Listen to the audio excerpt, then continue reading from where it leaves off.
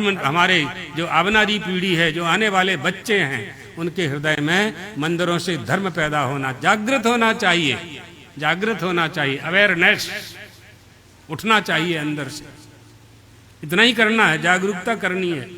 इसलिए अशास्त्रीय संप्रदायों ने भी धार्मिक प्रदूषण फैलाया है, वो भी दूर करना चाहिए, अन्यथा हमारा पतन होगा। अशास्त्रीय संप्रदायों से भी हमें अपनी रक्षा करनी है। जो अशास्त्रीय संगठन हैं, जो धार्मिकता का चोला ओढ़ करके धर्म विरुद्ध काम करते हैं, जो सनातन हिंदू धर्म को नष्ट भ्रष्ट करने का प्रयास करते हैं, जो दूध में पानी मिलाने का काम कर रहे हैं, जो मिलावट कर रहे हैं, जो सनातन धर्म का कुछ ले लेते हैं और कुछ अपना उसमें मिला देते हैं, इन सब से भी सावधान रहने की आवश्यकता है। वर्तमान समय में धार्मिक प्रदूषण जो फैलाया जा रहा है, उससे हमें अपने हिंदुओं की, सनातन धर्म की सुरक्षा करनी है। प्रत्येक कथाकार को, वक्ताओं को इन बातों की मंचों से हमेशा चर्चा करते रहना चाहिए, ताकि लोग जागृत होते रहें। हमारे गुरुजी सद्गुरुदेव भगवान कहते थे, हिंदुओं को जगाना पड़ता है, हिंदुओं को जगाना पड़ता है। इसलिए जो असंप्रदायविद हैं, जिन्होंने शास्त्रों का अध्ययन नहीं किया है और शास्त्रों की बात करके, हमारे ही शास्त्रों से कुछ कुछ लेकर के और अपनी बात डाल करके हमारे सनातन शास्त्र को, सनातन धर्म में छिद्र कर रहे हैं, उनसे अपनी रक्षा करना चाहिए। उनमें वर्तमान में जो प्रमुख हैं, एक ब्रह्मा कुमारी हैं, ब्रह्मा कुमार हैं, तो शिव जी को अलग कहते हैं, शंकर जी को अलग कहते हैं, अर्थ ही नहीं समझते, शिव शब्द का अर्थ नहीं जानते और व्याख्यान करके बैठ जाते हैं। बड़े बड़े लोग जाकर के इसी हाल में उनका व्याख्यान सुनते हैं, वो क्या कह रहे हैं समझो तो पहले उसका अर्थ क्या है, उन्होंने जो कहा है उस कथन का प्रमाण क्या है। इसलिए इनसे भी, श्री राम शर्मा है हरिद्वार में, गायत्री शक्ति पीठ इस नाम से चलता है, तमाम गायत्री यज्ञ करते हैं, अशास्त्रीय यज्ञ, कोई विधि नहीं, कोई विधि नहीं। इसलिए हमारे देश में संकट आ रहे हैं। ये विधिहीन यज्ञ करते हैं, विधिहीनस्य यज्ञस्य सद्यः कर्ता विनश्यति, है ना। इन्होंने ब्रह्म विद्यानंद जी ने एक पत्र लिखा था 20 साल पहले, याद है ना, अश्वमेध यज्ञ के संबंध में बड़े गुरुजी ने लिखा है। बड़े गुरुजी महाराज जी बोल रहे थे और ये लिख रहे थे, हम खड़े सुन रहे थे। उस समय ये श्लोक कहा था गुरुजी ने। हाँ, सही है, नहीं करना चाहिए। एक इस्कॉन वाले हैं, आप लोगों को ऐसा लगता है कि हरे राम कीर्तन करके ये बड़ी जागृति पैदा कर रहे हैं, बड़ा षड्यंत्र है। ईस्ट इंडिया कंपनी आई थी व्यापार करने के लिए, पूरे देश में कब्जा कर लिया अंग्रेजों ने। इसी तरह से ये षड्यंत्र कर रहे हैं, धर्म का चोला ओढ़ करके। इस्कॉन वाले भी सनातन धर्म को वो कभी हिंदू नहीं कहते। आप उनसे पूछेंगे आप कौन हो, कहेंगे इस्कॉन वाले, हिंदू नहीं कहेंगे। आपका रुपया बटोर बटोर करके भेज रहे हैं वहां। बहुत बड़ा खेला हो रहा है, इस खेला से अपनी रक्षा करना है ना। शिरडी साईं बाबा का आपने सुन ही रखा है, हमारे गुरु महाराज ने ये मुद्दा उठाया था। ये सब सनातन धर्म को पतन की ओर ले जाने का प्रयास कर रहे हैं। जाएगा नहीं, लेकिन प्रयास तो कर ही रहे हैं ना, उत्थान पतन करने का ये प्रयास करते रहते हैं।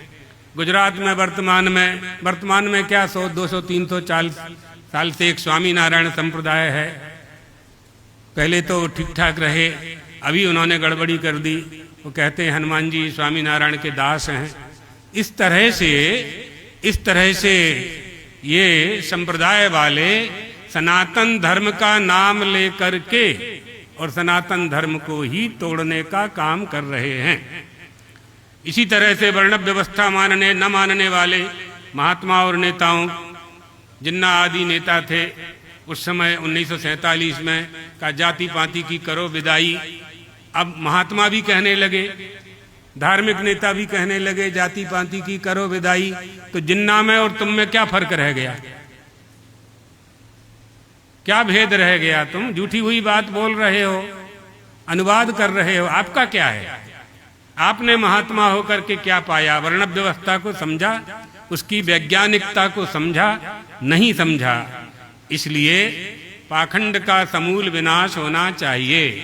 आज हमें निग्रहाचार्य जी का एक वक्तव्य किसी ने हमको मोबाइल में सुनाया। उन्होंने एक बड़ी अच्छी बात कही कि इन पाखंडियों का समूल विनाश होना चाहिए, जो धर्म का चोला पहन करके धर्म का ही विनाश कर रहे हैं। जिस धर्म में, जिस माता पिता से, जिस जाति में पैदा हुए, उसी को नष्ट करने पर तुले हुए हैं। इसलिए इनका समूल विनाश होना चाहिए, ताकि पीढ़ियां भी उनका स्मरण करें कि अधर्मी पाखंडियों को कैसा दंड दिया जाता है। आज ही निग्रहाचार्य जी के वीडियो में हमको किसी ने दिखाया, तो ये हम उनके इस वक्तव्य का समर्थन करते हैं। और वास्तव में ये सनातन धर्म के लिए, भविष्य के लिए बहुत दुख उत्पन्न करने वाला षड्यंत्र लोगों ने प्रारंभ किया है। इस सब से हमें अपनी रक्षा करनी है, अपनी आने वाली पीढ़ी की रक्षा करनी है। और जो भारत देश है, इसमें चुनौती क्या है कि भारत को भारत के रूप में हम कैसे सुरक्षित रख सकें, यही चुनौती है सबसे बड़ी। भारत को भारत कैसे सिद्ध कर सकते हैं हम? भारत क्या था? क्या वही भारत है जो 500 साल पहले था, 1000 वर्ष पहले था, या 100 वर्ष पहले था, 1,00,000 वर्ष पहले था, जिसका पुराणों में वर्णन है? अहो अमीशां किंकारी शोभनम भारिता जिरे। ये वही भारत है आज का, जिनका भागवत जी में, पद्म पुराण में, स्कंद पुराण में, वेदों में वर्णन है। हम पाएंगे कि नहीं, न्यूनता आई है, न्यूनता आई है। बहुत संभलने की आवश्यकता है। हमें अपने आप ही संभलना है, किसी से अपेक्षा रखने की आवश्यकता नहीं है। जो वर्ण व्यवस्था नष्ट करने के लिए तुल गए, वो कभी हिंदू राष्ट्र भी नहीं बनाएंगे और गौ माता को राष्ट्रमाता भी घोषित नहीं करने वाले। जो स्वयं वर्ण व्यवस्था नष्ट करने वाले हैं, उनसे क्या आशा करें हम? हिंदू राष्ट्र में तो सबसे पहले वर्ण व्यवस्था की व्यवस्था करनी है हमें। सभी लोग चाहते हैं हिंदू राष्ट्र, हम भी चाहते हैं, होना चाहिए, होना चाहिए। लेकिन उसके प्रारूप को अच्छी तरह से तैयार किया जाना चाहिए। और शासन पर, शासनाध्यक्षों पर इस बात का ध्यान हमें दौड़ाना पड़ेगा कि हिंदू राष्ट्र कैसे सिद्ध किया जा सकता है। ये बात है। वर्तमान में जो संविधान है, जिस संविधान से भारत देश का संचालन हो रहा है, उस संविधान के रहते हुए तो हिंदू राष्ट्र की कल्पना नहीं की जा सकती। तो संविधान का परिवर्तन होगा, वो कौन करेगा? सरकार करेगी। सरकार आपके आदेश का पालन करने वाली होनी चाहिए।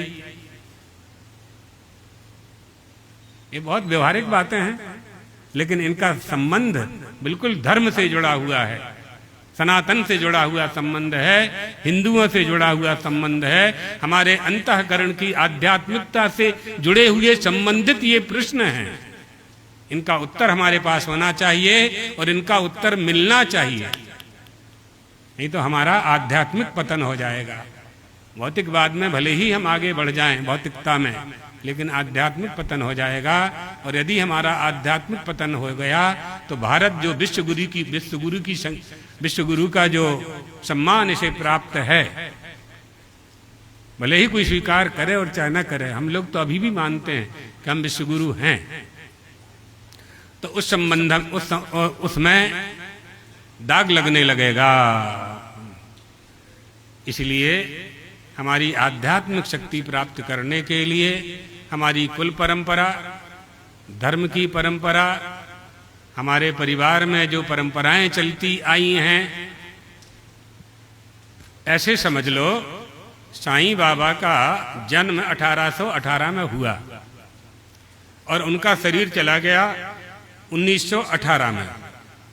1818 के पहले हमारे पूर्वज किसकी पूजा करते थे?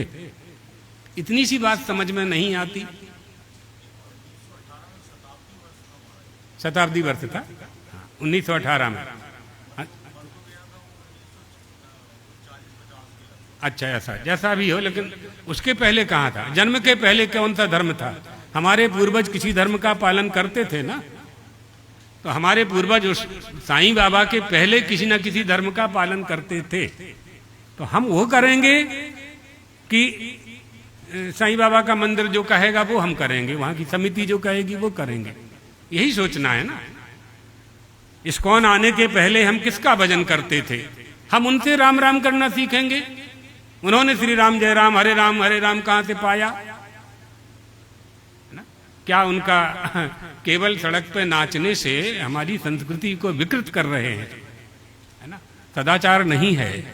जब सदाचार नहीं होगा तो आचार हीनम न पुनंति वेदः। हमारी संस्कृति सदाचार युक्त, पहले सदाचार है बाद में पूजा। पहले स्नान करो, संध्या वंदन करो, सूर्य भगवान को अर्घ दो, प्राणायाम करो, भस्मी लगाओ, फिर भगवान का स्पर्श। उसके पहले भगवान के स्पर्श करने का आदेश नहीं है। ये सदाचार है, आचार विचार के बिना। सदाचार प्रधान हमारी संस्कृति है, हमारी पूजा, हमारी आराधना का फल हमें सदाचार से ही प्राप्त होता है। कहीं भी सड़क पर बैठ करके तांबे का अग्निहोत्र का डब्बा लेकर के बैठ गए, स्वाहा स्वाहा स्वाहा, ये कोई तरीका नहीं है यज्ञ करने का। ये इन बातों को समझना चाहिए और अपने बच्चों को समझाइए, अपने बच्चों को समझाइए। एक राधा स्वामी वाले हैं, वो कहते हैं कि किसी भगवान की पूजा करने की आवश्यकता नहीं है, मूर्ति पूजा करने की आवश्यकता नहीं है। ये सब लोग बड़े बड़े लोग जुड़ जाते हैं और पेट्रोल डीजल खर्च करके वहां जाते हैं, बैठते हैं और सुनते। कहाँ सुनते हो तुम? क्या सुनते हो उनसे? उनसे जो तुम सुनते हो, उन्होंने तुम्हारी परंपरा का अध्ययन किया है क्या? जिन वेद शास्त्रों का आश्रय लेकर के तुम्हारे पूर्वजों ने संस्कृति का पालन किया और संस्कारों की रक्षा की, क्या उन्होंने उन पुराणों को पढ़ा, उन धर्मशास्त्रों को पढ़ा? नहीं पढ़ा। मैक्स मूलर को सुनकर के चले आते हो, डार्विन को सुनकर के चले जाते हो, मैकाले को सुनकर के चले जाते हो, पाश्चात्य विद्वानों को जिन्होंने हमारी परंपरा को विखंडित करने का, धर्मशास्त्रों की पंक्तियों को विखंडित करने का प्रयास किया। हमारी शिष्य प्रशिष्य परंपरा ना होती तो सब कुछ खंडित हो गया होता। इसलिए हमें ये तदर्थ हमारे गुरुजी कहते थे, सद्गुरुदेव भगवान, गुरुकुलों की आवश्यकता है। प्राचीन परंपरा से पठन पाठन होना चाहिए, है ना? इन सब का ध्यान रखते हुए हमारे हृदय में धर्म बैठा रहे, ये हमें प्रयास करते रहना चाहिए। धार्मिकता हम में है, आप लोगों में भी है। नहीं तो इतनी वर्षा हो रही है, आज सवेरे से वर्षा हो रही है, तब भी आप लोग इतनी संख्या में आकर के बैठे हो, तो धर्म तो आप में है। बस उसे जागृत करना है और आपके बच्चों को आगे बढ़ाना है, जगाते रहना है, जगाते रहना है। पहले जो लोग गांव में हैं वो जानते होंगे कि गांव में एक व्यक्ति होता था, पूरे गांव के लोग उसको कुछ पैसा देते थे साल में एक बार, और वो रात में छड़ी लेकर के रात में आवाज लगाता था, जागते रहो जागते रहो जागते रहो, है ना? ऐसा लगाता था। हमने खुद सुना है, हमारे पूर्वाश्रम जहाँ था हमारा, वहाँ ऐसा होता था। तो क्या जागते रहो वो कह रहा है तो इसका मतलब क्या हम जागेंगे नहीं? नहीं नहीं, उसका कहने का अर्थ है चोर डकैतों से अपनी सुरक्षा करो, ये विधर्मियों से अपनी सुरक्षा करो, पापियों से अपनी सुरक्षा करो, जागते रहो। जजाग्रतो दूर मुदैति दैवम, जागते रहो जागते रहो। श्री राम जय जय राम।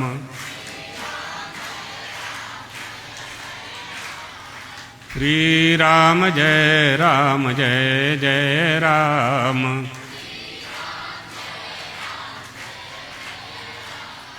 श्री राम जय जय राम।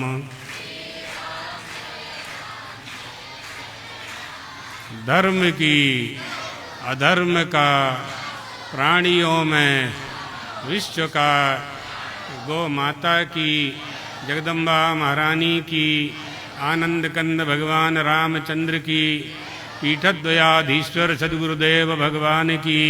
हर हर